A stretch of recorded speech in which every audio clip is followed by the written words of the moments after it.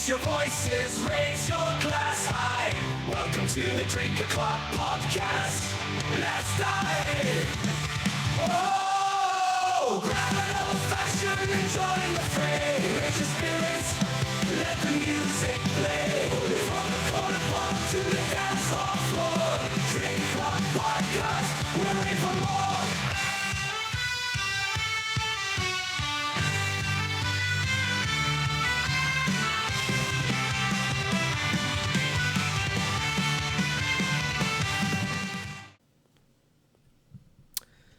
Happy Thursday, Friday, Monday, Tuesday, whenever you listen to this, because I always say Thirsty Thursday because that's when I record, but who knows when you're going to listen to this? It could be a Thursday. It could be a Saturday. It could be when you're bored and it's, torrential downpour like it is here in Philadelphia, Pennsylvania. But anyway, this is the Drink Clock Podcast. I'm your host, Rob Valincius, and I have the pleasure, and you know what, there's the one thing I always forget is the correct pronunciation of your name. So let me hit it. And you tell me if I'm right or wrong. Marie Alessi. Woohoo! 100 points. Awesome. Now, I'm sure you get some crazy stuff, right? Absolutely. You can imagine with my name, Valincius, I've gotten quite an interesting bunch of pronunciations. So for the longest time, my friends used to call me Valincius because they thought it sounded cooler, which was definitely not the pronunciation whatsoever. Now, Marie, you're a best-selling author. TEDx and keynote speaker, an internationally recognized grief advocate. Welcome to the podcast. Thank you so much for having me, Rob. I'm really excited about this conversation. So I always like to start the podcast, and obviously it's part of your journey, right? Talking about growing up. So can you give me, and because obviously we just met, right? Give me and my audience a feel for you growing up, who you were, and kind of how you got to kind of that pivotal moment, and then we'll kind of get into that. I love that you asked me that question because nobody ever asked me about my growing up. Everybody goes straight into the story that we'll certainly talk about as well. But it's interesting because I'm just in the middle of writing a new speech, and I decided for the first time to bring my growing up into it. So it's such perfect timing that you're asking me this. It's quite an interesting story in such that I am one of 5, and people usually respond with, so where are you in that? Which number are you? And I always say, it depends on how you look at it. I'm either number 5, number 4, or number 1, which puzzles people because it is a little bit confusing. I'm the 5th one in age. I am the 4th one who came into the family. And I'm going to explain it straight away. My parents adopted my second oldest brother when he was 4 years old. And the year after, they adopted a pair of sisters, 2 siblings. They were blood related, and they were 3 and 1 when they came into our family. And it was around Christmas time, and shortly after Christmas, my mom realized that she was pregnant with me. So within less than 2 years, they became parents of 4 kids, which is intense because usually you don't get that unless you have 2 sets of twins within a year, which is so rare. So it was very intense for them, as you can imagine. But I was about 2.5, close to 3 years old when my eldest brother came into the family, and he was 11 when he was adopted. So all of a sudden that completely switched the entire dynamic around, which became absolute chaos for us. There is a lot of trauma in my upbringing as well, because my brother brought a lot into the family that he hadn't dealt with. So there was, for a psychologist, it would have been the absolute perfect family for a master. The Brady Bunch of psychology there.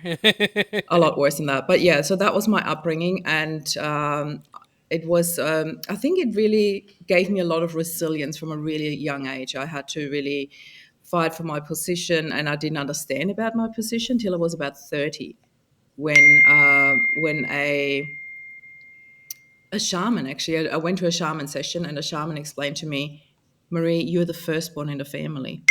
And I was like, I'm so sorry for these notifications. I should have switched them off somehow. Let me just try to quit that. Go ahead. Yeah, because otherwise it keeps binging in there. So a shaman explained to me And that made me deaf. Like that was way louder than I was expecting it to exactly. be. So she, my dad passed away when I was 20. I got straight into that story, and that was really intense for me because I didn't know how to handle grief at that stage. Nobody teaches you that. Nobody explains to you how do you actually handle grief. How do you deal with all these emotions that are coming? And when you're 20, you're officially an adult, but trust me, you still need your parents around. Everybody would agree with that, I assume. And I had a very close relationship with my dad. So that was really, really intense for me losing him. And I went through a period of about 10 years of therapy on and off. I tried all sorts of different things to work through my childhood, to work through my dad's passing. And one thing that I've learned about grief is that it brings up all the unresolved issues that you haven't dealt with, everything that you haven't dealt with, any trauma, any hurt, anything that you haven't dealt with, that you haven't healed, comes back up when you're grieving. In the perfect moment where you don't need it at all, it all comes back up. And that's exactly what happened when my dad died. I didn't realize until way later when I actually started working in the space of grief. Now I understand it. Back then I didn't. So when I went to this shaman and I had this session with her, I said, I really expected, having two older sisters, two older brothers, that my brothers would sort of step in that male role model position that was empty now. It was vacant. I Yeah. needed that. And that didn't happen. They actually came to me for support. And she literally said that to me. And that surprises you why? You were the firstborn in the family. And that was the very first time at the age of 30 that I thought of myself as the firstborn. I never did that before. I always thought of myself as the fifth one, the youngest. I never The runt, yeah. exactly. So that is my upbringing in a nutshell. So yeah, I have an interesting family background. Not as dynamic as that. Me and my brother were brothers. We were born by our parents. However, my dad's adopted. So, um, and I don't. He tells me little bits, and as I've gotten older, he gives me more info. But basically, I think my real grandma was just too young, and decided she couldn't handle Yeah. it and gave him up for adoption. But the more interesting thing probably is that they were from Puerto Rico, so they were Puerto Rican. And I didn't know for the longest time that I was Puerto Rican. And if you were to look at me, you'd probably never tell. Now, my beard, although it's going gray because I'm getting older, did used to grow out red. And I think that's like a telltale sign, to a certain degree. My brother could grow an afro, which is weird for like a younger white kid to grow an afro. He's losing his hair like me, so we're right there. Where the hair is just kind of clenching on to its last breath. But it's interesting when you have adoption in your family because even though I had a stable family, right? I had my mom, my dad, my real grandparents, like with my mom and things like that. You always have this yearning to like know, who is, like on my dad's side. I never met my real grandparents, never met any cousins or uncles or anything that would have been on that side of the family. And, Not very well. it's an interesting dynamic. And I'll tell you this, I didn't know this either, that they would, my grandparents would send plane tickets, every couple years to come visit, my real grandparents. And, we never did. And I don't know. My dad's probably going to listen to this, so we should probably talk about this, right? Hash it out, like, maybe why we didn't. And, obviously I think, I'm sure he was going through his own thing, especially, I couldn't imagine, right? And I know I'm kind of spitballing this here, but when you're like, I just turned 39, right? I'm almost 40. I still consider myself learning about the world. But when I was a kid, someone that was 30, 35 was considered old. And you were supposed to be wise and ready and having a job and a house. And the world is just different now, So I try to look at my life in the eyes of my dad when he was younger than me or my age and go, holy shit, how did he deal with all this? with the family, and my parents got divorced, and it was a pretty brutal, nasty divorce, for them, and the family split and all this crazy stuff, and it's just like, family's just a weird dynamic. It doesn't, whether you're a normal family or you have that kind of thing, and whether there's divorce or death, it's just there's always something just odd Yeah. about I it. think that's such a valid point, Rob. I'm so glad that you bring that up because I believe that we often forget to think about that. When we go through things that are intense or traumatic or whatever, we tend to think in that moment that we are the only ones experiencing that, knowing full well that we are not, but it feels like that. And then hearing other stories, it's almost like it's like, oh, thank goodness somebody is going through stuff as well. It's not like that, but you tend to forget that what's normal, like everybody's dealing with something. And I always say comparison doesn't help us heal, but sometimes it helps us understand. Yeah, and you know what? What's the definition of normal? Yeah. Right? Because my normal might not be your normal, right? And your normal might not be my normal. And I always try to tell people, and I have younger listeners on the podcast, and I always try to tell them, like, you see all this stuff on social media, and, they're living this lavish lifestyle, and that's the normal, and it, the models and the traveling, and like, yeah, that's great. But that's their normal. I think sometimes you need to kind of like take a step in and look at what your normal is, because if you're trying to project that on to what they're doing is normal, you're going to be depressed all the time, right? Absolutely. I agree. I mean, and I think I didn't learn that until later in life, like just enjoy the things you have while you have it, because it might not be here. Including your health and you and your life, right? Which I think gets lost in the sauce. But okay, so we talked about your upbringing. Let's get to kind of your grief journey, right? And I don't want to say it. I want you to be the one to talk about it, but you kind of had something crazy happen to you.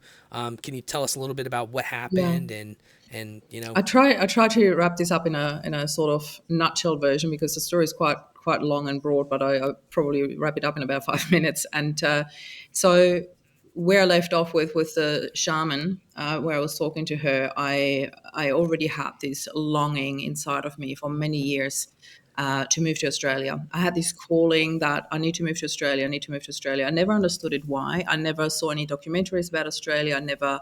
I even thought that Canberra. Oh, I'm saying the right thing now. I thought that Sydney was the capital. It's Canberra, but I knew nothing about Australia, and I just knew I had to move there and live there. And it was such a strong calling.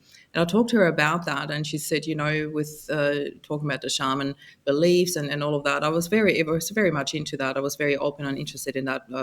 As long as I can remember. And she explained that in that time between 30 and 33, it's a very intense and very, chaos period. And then at 33, everything will just, sort of solve and be all happy and all that. And I'm like, yeah, oh my God. And I was 30 at the time. I'm like, 3 more years of that? I've had enough of chaos in my life. But long and behold, I moved to Australia for good. Just before my 32nd birthday. So I did follow my calling. I did follow my dream. I was going back and forth since I was 25. So my 12th flight was for good. I moved to Australia 1st of July 2004. You can do the maths now. And I met Rob 10 months later. So Rob, my husband, was called Rob as well. And I met It's a strong name. It's a strong beautiful name. name. I love it. And I met him 10 months after moving here. And 5 months into meeting him, he proposed to me. And 5 months later, we were married. So I moved to Australia. 10 months later, met him. 10 months later, I was married. I would have never in my life thought that I would say yes to anything like that. I'm like, if he's Mr. Right, he's still Mr. Right in 3 to 5 years. But with Rob, I learned Yeah. the meaning of when you know, you know. And that was really it. I just knew when he proposed to me, my answer was, of course. So we had our dream barefoot wedding on the beach. And 2 years later, we had our first son, Flynn, and another 2 years later, Jed. So we've got two sons. And we were really that couple that everybody looked up to, like still madly in love after years of marriage, holding hands. Rob just put me on a pedestal. at any chance it presented itself, and vice versa. I just freaking adored him. And there was this really beautiful, pure love between us. And I often talk about the hidden gifts in adversity. So losing my dad so early, the hidden gift in that was that I never took anything for granted, or hardly ever. I shouldn't say never because I'm still human, but I really lived my life in such a presence, and I really felt that with Rob and I, we were so present to each other. And there was not one day that passed where I didn't tell him I loved him, and vice versa. It was really important to us, and not out of, oh my God, I'm missing out. But I felt like if I don't say it, I'm going to burst, I had so much love for him. And it was about, we were married for 12, a bit over 12 years, and Rob went on a business trip and never made it home. So he died very unexpectedly and very suddenly from a brain aneurysm, 5 hours flights away from us. And I I feel I was like, Rob and I were so connected that I woke up that morning at 5:55 on the dot, like that. I woke up and I was like, what happened? And it was so intense, that feeling. And I went back to bed, and he was supposed to wake me up at 7:30 because we talked the night before, and the last conversation we had was about love and connection. And then I talk about, the next morning, and that my phone didn't update properly, blah, blah, blah, like just stupid stuff. But he said, just Yeah. plug it in and just update it again. I said, no, I need it as an alarm. And he said, don't worry, babe, I'll wake you up. And I said, cool. So I put my phone in to update overnight, and 7:31, I woke up and Rob hadn't called. And I thought, that's odd, because Rob was so reliable. 7:30 meant 7:30 for him, not 7:31, it's not 7:35. And I had my little one in bed with me because he got really sick overnight. He had this hacking cough and was laying next to me. And then, as a mum, where the husband is away and you've got two boys, you just go into action mode. You don't have time to think in that moment. So I just remember that feeling of, that's odd. And then I went on with my day and made lunchbox for my older son and dropped him off to school and came back to my little one. And as I was going, I was constantly texting Rob, like, hey, babe, you okay? What's going on? Da, da, da. Nothing. No response, no response, no response. And it went on till about lunchtime, and still no response to my text messages. I tried to call him a couple of times, no response. And then around lunchtime, I thought, oh, Rob always left his itinerary in my phone. We always did that. When we went somewhere, we told the other person where we were. So in case something happens, So I called a hotel at around 12, and I said, I'm Marie Alessi. I said, please don't think I'm one of those freaked out wives stalking her husband, but I know my husband's staying with you, and he was supposed to call me in the morning, and he didn't. I'm really worried about him. Can you send somebody up to his room? And as I'm saying that, I had a split second of a vision of Rob collapsing in a shower. And I remember physically shaking my head thinking, Marie, don't go there. Don't drive yourself crazy right now. Just, don't go there. But I said it to them, and I said, and can you please check in a shower? So they must think I'm just completely losing the plot. But I just said it anyway. And Yeah. that's where they found him. He had collapsed in a shower. Wow. Yeah, And so it just can't, like, was there any underlying condition, or it was nothing. just a freak thing? Just a freak thing. And I even got to weeks and weeks later, or it actually took months, not weeks. It took I don't know when we got the post-mortem report, but I know that we got the final death certificate 18 months later. 18 months Wow. is just excruciating, that not having closure, not knowing exactly what happened. And the first thing that we got was he died from a heart attack, but it very, very quickly turned out within days that they found something in his brain, and it was a burst aneurysm. And the doctors explained to me that you can be born with that. You can even live a long and healthy life with it, and it might not even burst ever. It is just a thinning of the blood vessels, and when there's too much pressure, it can burst. So for some, it never happens, and for others, it happens. And they say that the results are roughly a third dies instantly, about a third survives, but pretty much lives as a, for the lack of better words, vegetables for the rest of their lives. and about a third Yeah. survives and recovers. So Rob was in that third that died instantly. And knowing Rob, because we talked about these things every now and then, maybe because I lost my dad so early, it wasn't a topic that we shied away from. But he said, I would never want to survive and live as a vegetable. He said that to me once. I remember that. And I'm going to share this here right now because I think that that's the perfect time to share this. I consider ourselves really, really lucky that Rob and I had this what if conversation. And it was roughly 3 years prior to his passing. And I remember these days so vividly because Rob was coming home late from work, and he rang me on the way home, and he said, "Babe, I'm going to be about 2 hours late because there was an accident on Heathcote Road, and Heathcote Road is a one way." All the way through the national park. So if there's an accident there's a massive detour. There's no getting through this. And Got it. Yeah. we learned later that night that a young guy, a fiery off duty, had a front on collision with a truck and he died on the spot. And his wife was waiting at home with their 16 months old daughter. So I'm still having goosebumps now just saying that, that really hit home for us because our boys were only 5 and 7 at the time. So it really got to us when we heard that. And that night we sat on our bed and we had this conversation, what would you do if something was to happen to me and vice versa? We both looked at each other saying, what would you do? And it was quite a It's a hard conversation. it is It's a weird one. confronting and also very bonding. It's beautiful. It's confronting and beautiful. Anybody listening to this who hasn't had that conversation, no matter if that's with your partner, with your mom and dad, with your nearest and dearest, I really encourage you to have this conversation because most people think, oh, it's so morbid, I don't want to think about it. But it's actually not. It is something that will happen to all of us at some stage. And for your loved ones who are left behind to know what you actually wanted, you have no idea how helpful that is. It really helps you so much in a time where everything is just so intense, where you are just experiencing such pain and so many different emotions. So for me, knowing what Rob wanted, it was incredible. I really consider that a huge blessing. And the conversation pretty much ended in, if something was to ever happen to me, I want you to take the boys and create the happiest life possible. And that became my North Star in my darkest hour that day when I had to share the news with the boys that their dad passed away.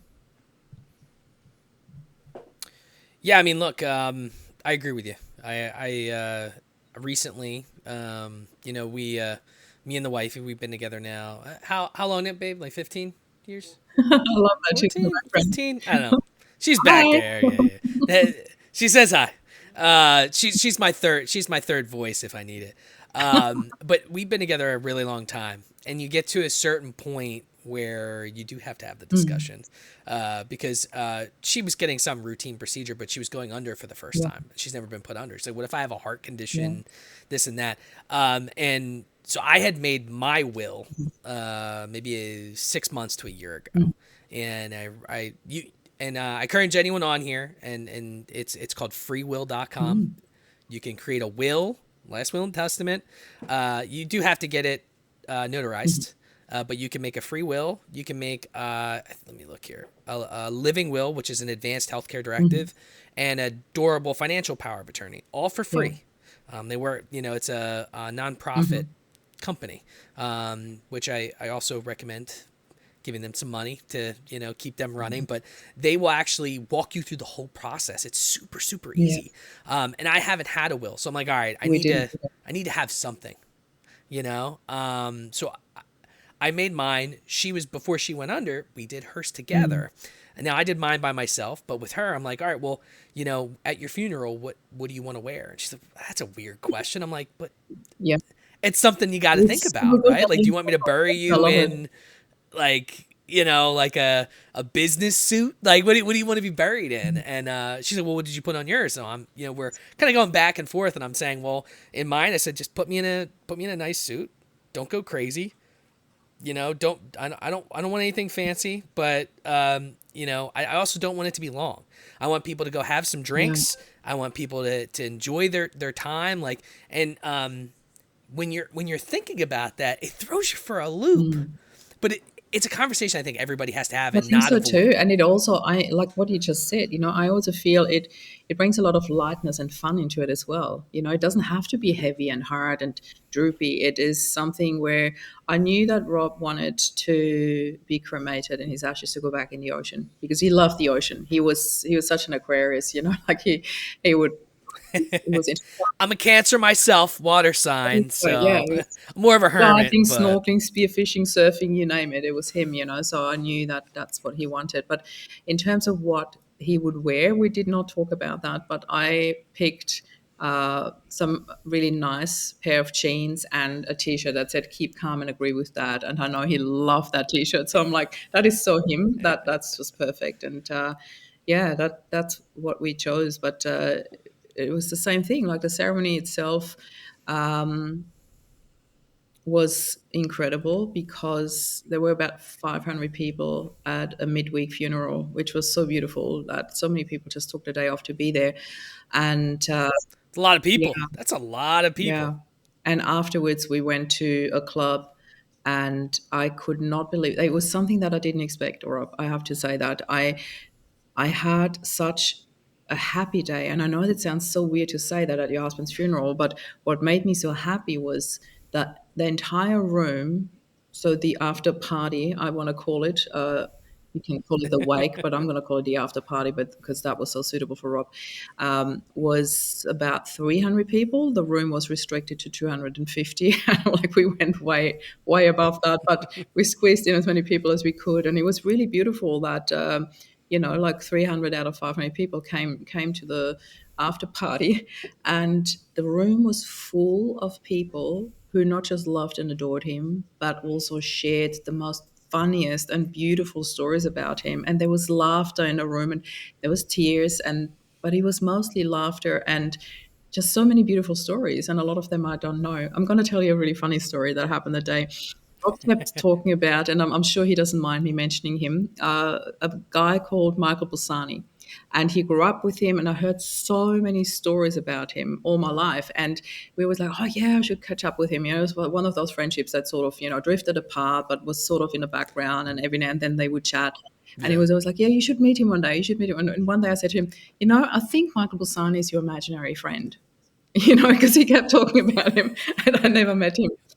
And I sort of mentioned that to Rob's older brother before the funeral. And he said, oh, Michael's going to be there. I said, you have to introduce me to him because I never met him. And then he introduced me at the after party. And I'm like, you're the imaginary friend. And it was such a fun moment. I finally met him. It was really, yeah, but there was so many fun and light things that happened as well on that day. Definitely also heavy things, but, it was I stood there and I looked at all these people, and I had this moment of absolute silence, and I just looked around the room and I thought Rob would have loved this, like seeing a room full of people who love and adore him and the stories that were shared. I think he would have. He was there enjoying it. Every sort of story he was probably hanging around, just looking at everyone, balcony position. Yeah, and I mean, dude, that's a lot of people too. So you know that he touched a lot of lives. Yeah. If you had that many people show up, and look, I've gotten a little more spiritual lately. Now I work in insurance, so I deal with Medicare in the States here, and I deal with older people and people dying is like a regular Yeah. thing. So I talk more about death, I think, than I used to growing up, and I what I've come to believe in a lot of books and things I've read is that they say a lot of people when you pass away, most people at least stay until their funeral and they see they're there. Wow. A I love that. lot of I people actually say believe that. that. Yeah. Yes. Did you feel his presence there that day? Not just that day. I do quite often. It's bizarre. I even have moments still now, and it's over 7 years later, where I sit in a living room and I might be watching TV or like I'm songed out, and all of a sudden I feel a presence, and I'm absolutely certain it would be him. And sometimes it's upstairs, sometimes but it's often like I would go like, and then there's nobody there. And I would look again. I was like, but it keeps happening. I'm like, are you messing with me? Like, what are you doing? And I, like, how they often say that spirits do communicate through electricity and all these things. There's so many Mm-hmm. stories that I sometimes think, how can you not believe? And I truly do believe. But I remember one night distinctly where I actually got scared, and I was lying in bed. And I don't know if I don't want to do any advertising here, but those Sonos speakers, they've got this very faint little white light, and um, Yeah. and sometimes they blink when you're connecting or whatever. But that night, that light started. It sounds so weird when I say that, but I swear to God, this light started blinking like a heartbeat, and it got stronger and stronger and stronger, and it lit up the entire room. I'm like, this is a Sonos speaker. I'm talking a tiny little faint light, and the whole room was just Yeah. going like a heartbeat. And I literally said, "Babe, you're scaring me. Can you please stop this?" And it stopped. And I'm like, okay. So that was probably the strongest and most intense sign, but like feeling him around, and, the whole dragonflies and feathers and numbers. There's one number that I get like almost daily, but at least multiple times a week still now after all these years. And that's the number 126. And the first, or it's 12 or 6, but it's always those numbers. And it's so bizarre, because the first 6 weeks or so after Rob died, I woke up at 1:26 a.m. every morning. And I'm like, what on earth is it with this number? I just can't handle it anymore. I need sleep, like every morning, 1:26 a.m. And never before or after. And I thought, what on earth is that? So I started Googling, number 126, is there any significance? And it said something about new beginnings. I'm like, duh, my husband died. That's not it. There's something more to it. And I actually put it on Facebook, as you do. It's like 126, that number. What does that mean? Does anybody have any indication? Like, I keep waking up. It's driving me nuts. And one lady reached out, and she sent me a private message, and she said, 126, Marie, don't you get it? I'm like, no, otherwise I wouldn't ask. And she said, it's the 12th of June. It's the day that Rob died. And I was like, it was like such a mind-blowing moment when she said that. I'm like, Wow. oh my God. And that night, when I finally got it, guess what happened? I woke up at 12:06, and I'm like, so funny. I finally get it. It was like, do you get it, babe? 12:06 I woke up, and I was like, oh my God. So it was, yeah.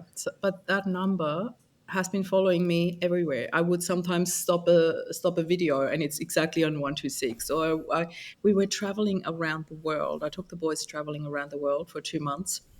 Um, and we would come out of an underground, and there's 126 on an electricity cupboard or something, or on an airport. I don't know. There must be some 126 significance, Some code or something. Yeah. because we saw it on an airport as well, but it had the A as well. So A for Alessi. I'm like, that is so weird. We went to the Maldives. We stayed in an overwater bungalow, and they picked us up with this little golf buggy, and we traveled along, and we stopped in front of our bungalow. And of course, it was number 12. I'm like, it is just so we couldn't have, we didn't book it. It's a lot of Yeah. And it just coincidences. keeps happening, and literally on an almost daily basis. So it's very bizarre.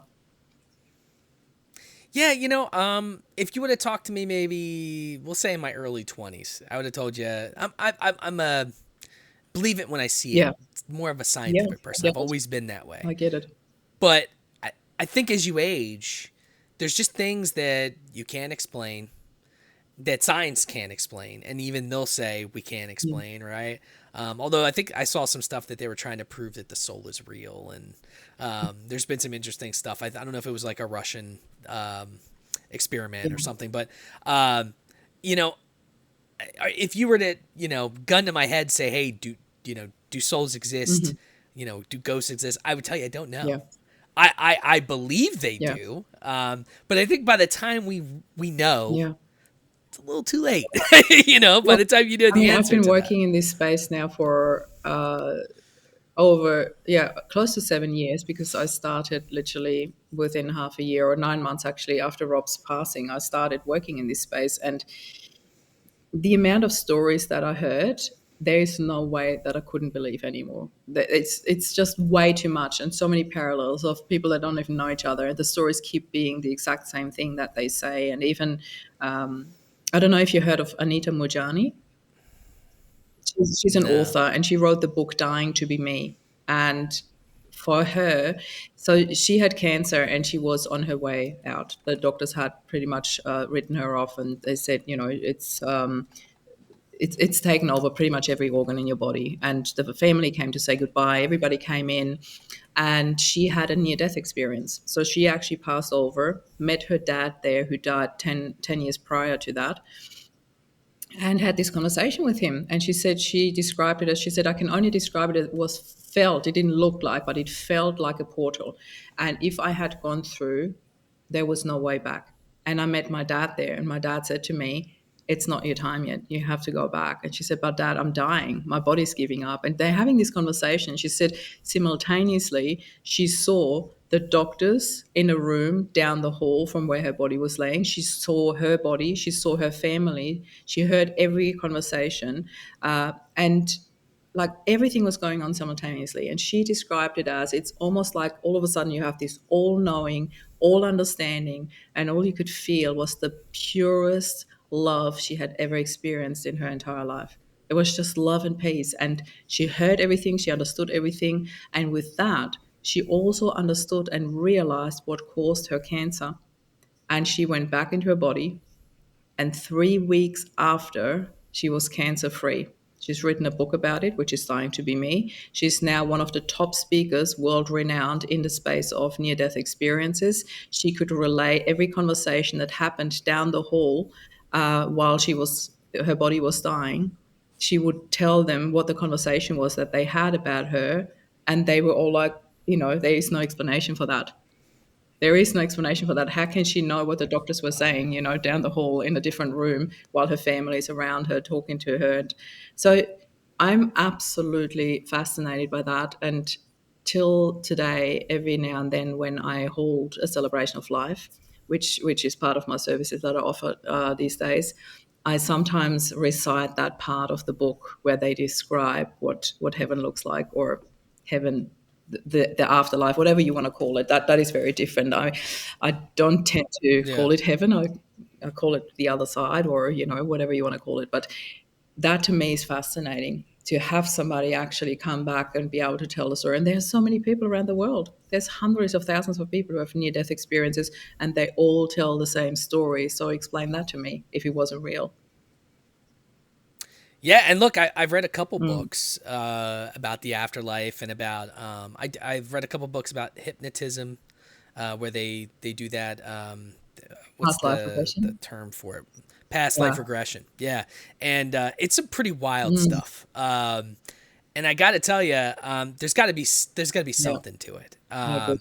I do think I do believe in reincarnation. I think that's a thing. I think, I do think this, and we'll get a little religious here. All right. I don't normally do that. Well, we could talk about it. We're grown adults here, but, I'm Catholic. That's what I was baptized as. I don't, for me, I'm not in that point where I believe that like Jesus was, is the only God, right? I think that everyone, right? Because if you look at religions, they all have a God to a certain degree. And if you're talking about Greek mythology, a little different. They have gods for everything, right?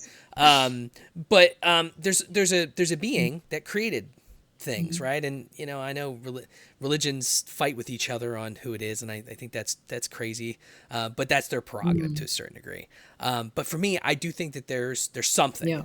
I don't think that there's nothing. I had a death doula that I interviewed a long Yeah. time ago, and she freaked me out because I said to her, I'm like, because she's been around death, right? She would be with the people when they're dying, and she said, well, I was very intrigued to ask her what she thinks happens course. when you die, and she said to me, well, do you remember before you were born? And I was like, no. She's like, that's what I think happens when you die. I'm like, oh, that's not what I wanted you to say to me.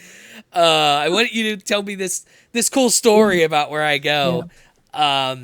But a couple of the books I've been reading talk a lot about our lives as souls is like hierarchical almost, where when you pass away, you kind of review your life. You can decide if you want to wait for your loved ones, which is a lot about what you're talking about with your feeling the presence and things. They don't really go away. They kind of hang out and they wait for everybody else, because your wife this life could have been your mom in another life. Like they say a lot of people are just connected somehow. Yeah. And that's how they connect a lot of things. And I don't know what I believe. I'll tell you, Maria, I'm still kind of in that, like, what do I believe? But I do think that there's something, and I don't think there's this heaven and hell thing that we've been kind of taught our whole lives I that think so. has to Yeah. exist. I had a very I heated think there's discussion about that with a priest one day, that I didn't believe in hell. Oh my God. I think hell is a construct that was designed to make you act like a regular human. I get why it exists. Do demons exist? I'm sure. You know, I was listening to an audiobook about someone that had an experience where when they died, you know, they had someone that said, "Follow me, come with me," and they were following them, and as they were following them, they could feel more and more that things were malevolent, like where they were going was just black and despair, and they could feel it. It wasn't like a view. It wasn't like the pits of hell, right? It was like this feeling, and they said eventually they realized that they were being led astray, and then I forget what happened. They that was their near death experience. But when they came back, they were like, well, shit, I was not supposed to follow that guy. But yeah, I think as an adult and as you get older and start to think about that, because you're not going to think about it in your teens and your 20s. It's just not typically going to come up. Now, maybe a little different for you because you had someone pass when you were early. So maybe how did that and I had something in here about that, but how did that impact your view on death? Do you have a view from when you were 20 compared to you now? Yeah, very much so. I was born and brought up Catholic, and when my dad passed away, I remember like I was still in Austria at the time, and in Austria you are actually supposed to pay taxes for the church when you're part of the Catholic Church, which is, I think, oh my God, I can't remember if it was 1 or 3% of your income, so something around that. And I, shortly after my dad passed, got that letter, and I wrote back and I said, I don't believe in God. I'm not going to pay that, because if there was a God, he wouldn't have done that. I was angry. I was angry at the church. There was literally that. How dare you ask me for money? My dad just passed. You want me to pay Yeah, for a church where your God couldn't save my dad? That was the sort of, in a nutshell, what I felt. And I let it I out get in it. a letter. I left the church officially. I did not ever pay tax for that. There was really a lot of being angry and having to work through that. And also, I felt I was so alone in all of that. No, there was no support for me. My siblings certainly didn't support me. My mom had enough to do with her own grief. She was sort of hanging on me as well. The mother-daughter relationship pretty much flipped. She rang me for everything. How do I do that? What do I wear? How do I cook this? And I'm like, Mom, you taught me all of that, and now you're asking me. There was this, I felt so dragged down. I felt like everybody was hanging on me, and I needed somebody to support me. So it was really, really tough for about a year. And then a really, really close friend of mine handed me a book, and I read the book, and I went into therapy. And I'm like, that was the best thing that could have ever happened. And I told her many times, you literally saved my life to get through this, to find a way out. And through therapy and a lot of talking, and I did hypnotherapy as well. So I did all sorts of different things. Um, I really got through this and found my own way out of this, and my own spirituality along the way as well. And I had a lot to do, as I mentioned before, with the shaman beliefs, which I really love. Rob and I actually had a shaman wedding. The barefoot wedding that we had on the beach was a shaman wedding. And it always really spoke to That's me. I cool. don't know everything about it by far, but I know enough about it that I feel really drawn to it, and it really speaks to me. The way they live their life, their spiritual beliefs, really, really speaks to me. I've since done quite a few different shaman ceremonies, and I went to a sweat hut and all these things. I've had a lot of exposure to that, and a lot of other things that would go way beyond this podcast. So, but there were a lot of stories that where I went back to our celebrant, who is a shaman, and I said to her, I had this dream, I had this, I had that. And she literally said to me, that's the shaman's calling you. And I'm like, I'm not ready for this. I'm not ready to embark on that journey. And it was intense. Like the things that happened, as I said, it would go way beyond. But one thing that was really, really important, I thought I had switched off the notification, sorry. One thing that was really important to It's okay. me was about, I can't tell you exactly how long it was, but I feel it was probably 4 to 5 weeks into Rob's passing, maybe it was 6 or 7, but it was literally shortly after he died. I had what I now call a spiritual epiphany. And that was a moment that was so distinct for me and such a pivotal moment. And it was the moment when I realized that this was our soul contract. Rob and I had a soul contract, and that was part of it. Him passing was part of our contract. We have chosen this on a soul level. And that was such a deep and profound understanding that I felt in that moment. And I was not ready to talk about it at that moment because it was so big for me that I needed to process what I just felt and understood before I could even put it into words, let alone share it with somebody else, let alone share it on a podcast openly now. But I really have come to such a level of understanding around that now that I'm absolutely certain about this. So, again, as you said, everybody's got different spiritual beliefs, but I knew in that moment that Rob and I had chosen that, and it helped me so much with my closure, with my understanding, with my acceptance of all of that. And all I could feel was love and gratitude for him to choose that, for me to walk the path that I'm doing now and helping thousands and thousands of others. I, we didn't even talk about that, but I had a movement that I founded based on my first book that became a bestseller and ranked in the top 100 of a bestseller list of Amazon Australia, which really blew me away. And the book was called Loving Love After Loss. And I created a movement out of that with the same title. And from 2019, when I opened a movement, till 2023, when I archived it, I've taken about 5,000 people on a healing journey through programs, journeys, retreats, talks, you name it, and that was such a privilege and an honor. And I always felt like, what happened here in our little family was so much bigger than just the two or the four of us. And there was deep purpose behind all of that. And I feel nothing but gratitude. And I'm absolutely in awe of the role that Rob chose in that.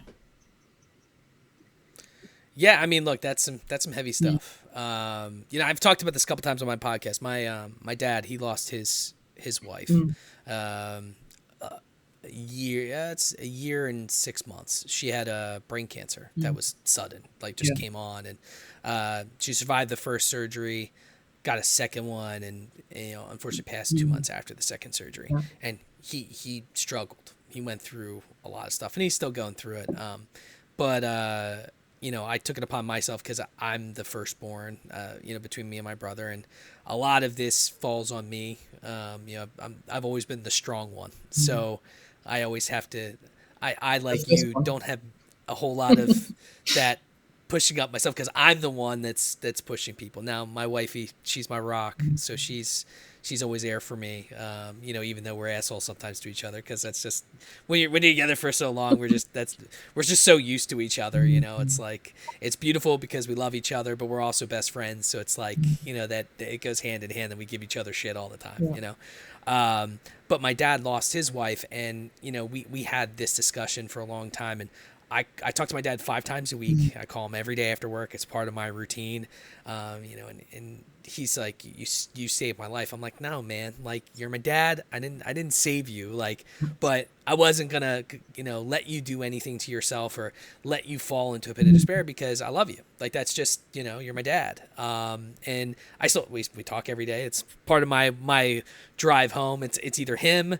I call the wifey, then him, and then I might have time for an audiobook because I'm a sucker for audiobooks. Which, by the way, I just yeah. bought that book, Dying to Be Me. I definitely want to Amazing. listen You'll to love that. it. And I'll buy your book too because I always buy people. I always try to support anyone that comes Wait, on the wait show. for another Um, month or so because I'm just in the middle of writing my fourth book.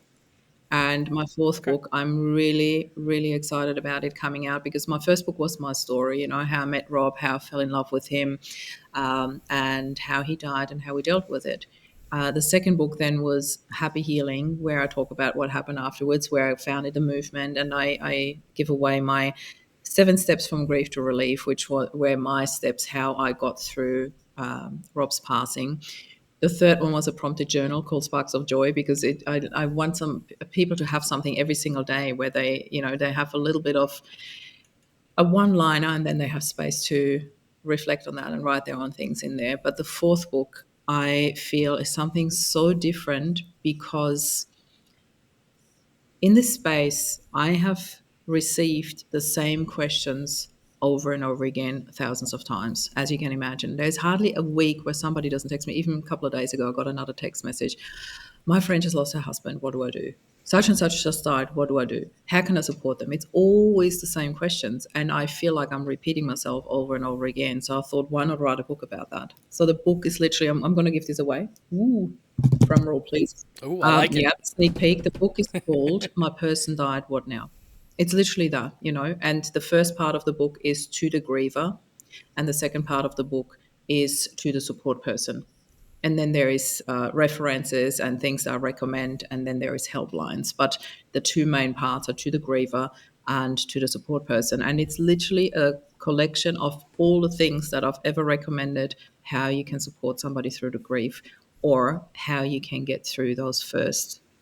It doesn't matter if it's fresh or if it's been 10 years, but if you are in grief and you don't know how to get out, that book will be your guide. I bring so much lightness into grief because it's such a heavy topic, and I don't believe it has to be. So that's my mission, Because bringing light. I love it, and because at the end of the day, right? I mean, you can't escape time. Yeah. Time is something you can't buy. You could be as rich as you want, and you can't buy it. So, I could be here today and gone tomorrow, and the same thing goes for you. So it's one of those things where it's so weird, especially in America. We're just so used to death, and we don't embrace natural things and things that like make sense to embrace, which is, it sucks to say, right? But I think that's a great idea because, obviously the griever is going through the pain.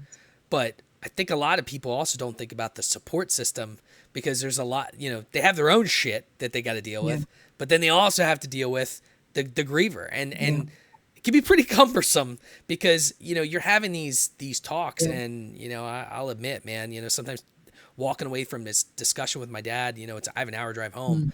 If it's a 55 to an hour a minute conversation, I might come home and I feel bad for the wifey because I'm just like drained mentally because I worked all day, I'm drained mentally, emotionally. And sometimes I didn't know how to wash it all out.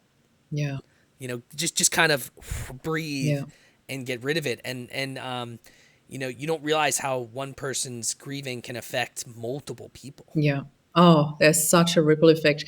And believe me, when you are in grief, you don't realize, because you don't have any capacity, how it affects other people around you. Because, like just looking at Rob, the 500 people at his funeral, I was certainly not the only one grieving him, but I had no capacity for anybody else's grief around Rob. I was more than busy with my own, plus looking after our boys. They were 10 and 8 at the time, so that was really a very, very intense time for me. And in particular, because I had promised Rob that I would create the happiest life possible for them. So all I was searching for and seeking actively was joy. How can I present joy to them, in a time where that's the last thing that you feel is joy, and that to me became my soul mission, to create a happy life for them. People did not really understand what I was doing. They probably thought I lost the plot, or whatever. I don't know. But I again had no capacity to think about what other people think of us.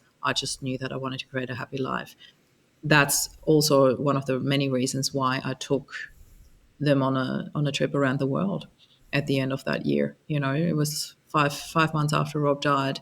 We were on a plane, and I said, "We're out of here. I'm not staying here to go through all these first milestones without Rob." I knew that would be heavy. And, to be here for Christmas and New Year's and their birthdays, both in January, I thought, we need to go. We need to get out of here. And people always say, "Oh, you can't run from grief." I'm like, watch me.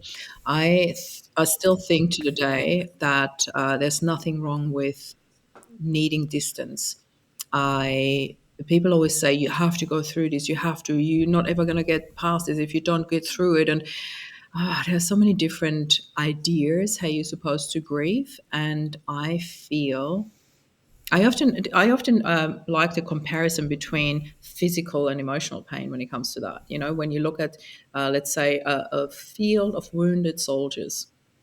You know, somebody lost a leg, somebody, like, they're bleeding, they're wounded, like, really deeply. Not one person in their right mind would go to that field of soldiers and said, "You're doing a good job. You really need to get through this pain. It's amazing. You have to get through it. You know, like, even if your leg's fallen off, you'll get through this. Just hang in there." Nobody would say that. Everybody Yeah. would rush to them, you know, nurses and doctors, and clean the wounds and dress them or airlift them to hospital, whatever. Everybody would rush to get them away from the pain. But in grief, they do the polar opposite and think it's the right thing to do. I don't understand why. So I felt Yeah. airlifting. Don't change the bed sheets, or any of that Exactly. stuff. You sleep in those and make sure it smells exactly like that Oh my person too, God. because that's how you deal with it. That to me, though, was really important. I have to say, like, smelling Rob's t-shirt, and then after 2, 3 weeks, that just stops, you know. But that really helped me at first. That's a different story. But again, everybody's different. But for me, taking the boys, and then our first stop were the Maldives in an overwater bungalow, and we had our own little private pool there, and we were looking into the vastness of the ocean. There were dolphins coming past, like literally paradise, you know. And it was certainly easier for us to deal with our emotions there, just the three of us, where nobody else knew what was going on, no expectation, no spectators, no advice. um, that to me was the best decision I ever made. And the boys still talk about it. They're like, you know, that was the best trip we've ever done, Mum. So I'm like, I've done the Yeah. right thing. I mean, look, I think everyone has their own. Just like you have your own version of what life Mm. is, what makes you happy, right? I also think grieving is the same thing, right? I think everyone has their own Yeah, version of grieving. absolutely. Everyone has their own way of handling Mm. the grieving. Is it all right? No. I mean, we're human. Nothing that we do is probably No. right. Now, if you're doing a line of cocaine to coincide with that, or drinking a handle of vodka, Yeah. all right, maybe that's the wrong Yeah. way. But I think what you did, there's nothing wrong with getting, especially when you're dealing with young kids too. I mean, I think it's easier to escape a little bit and coalesce into your little group, Yeah. and come back with a fresh mindset. Mm. It was I think amazing. That that's trip really smart. helped us heal. I have to say, it really helped us in our healing journey. It was a perfect start to it, and I have no regrets. I'm really glad I took them. It was, yeah, I was I love dogs. I'm a dog guy. And I see a lot of things, and we talked about smells, mm, and it's funny. Dogs, when they grieve or when they're upset when you leave, they dictate a lot of things, and I think it's funny because I think it also goes hand in hand with humans, but they go by your smell, hmm, your scent. So they don't perceive time the same way we hmm, do, right? They know that it's light outside, but they don't know that it's 8 or noon yeah, or 3. They have no concept yeah, of that. But they know that if you leave, they can smell you. hmm, But the longer you're gone, the less your scent hmm, exists that is yeah. fresh. And that's how they start to process Yeah. you not being there. Oh. And that messed with me a little bit, because I think it's almost kind of the same way, Mhm. because, like, almost like music for Yeah, humans, right? Music, I can listen to a couple songs and tell you where I yeah, was, I love what that. Yeah, emotions those mhm, songs elicit. mm, It's the same thing with yeah, smells, right? And food, sometimes even food. yeah. I'm going to share one more quick story with you. I know we're almost at the end here, but when you said smells, it brought a memory back to me when we emptied Rob's garage.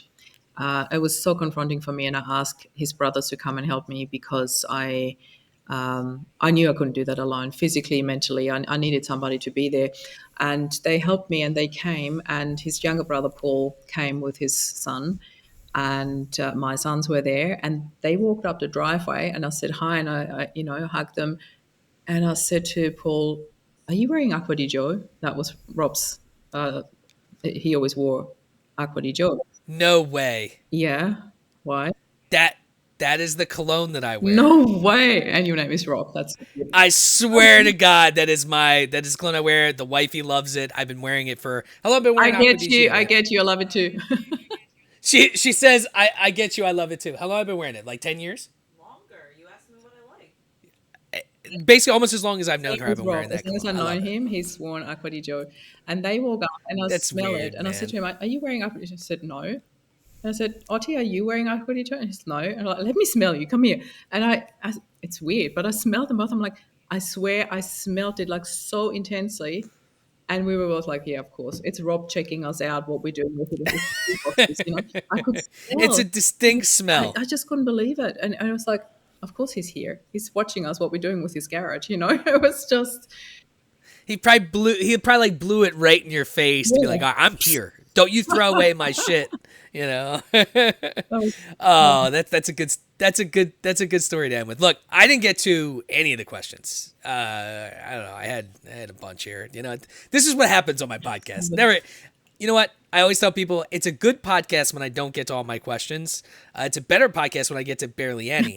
It's not the best if I finish my questions and I'm trying to figure out where to go from here. So, look, it was a pleasure having you on. Please tell me and my audience, where can they find all of your content, your books, anything you got going on in the near future? perfect. Yeah. The easiest is just to go to my website, mariealessi.com, and you'll find everything there. You find my podcast, you find my book, my TEDx talk, everything's there. And there's a book a chat with me button if you wanna ask me if I can help you through grief. The answer is if you want me to, absolutely. So book a chat and let's have a talk.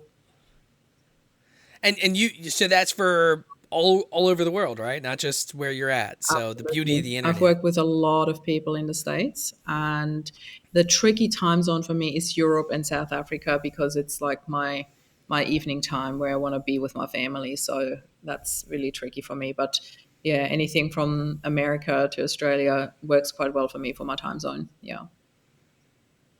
Awesome. Well, look, my podcast is Drink Clock Pod on all socials. Drink Clock Podcast wherever you listen to podcasts, as well as YouTube and everywhere else. Look, it was a pleasure having you on, and let's do this again after you're another best-selling Then we get to your questions. author for your next book.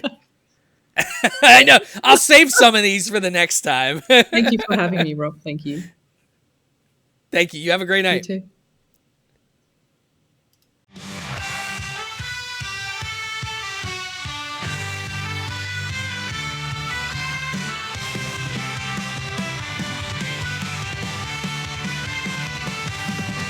On a stormy night where legends unfold, there's a podcast that's breaking the mold.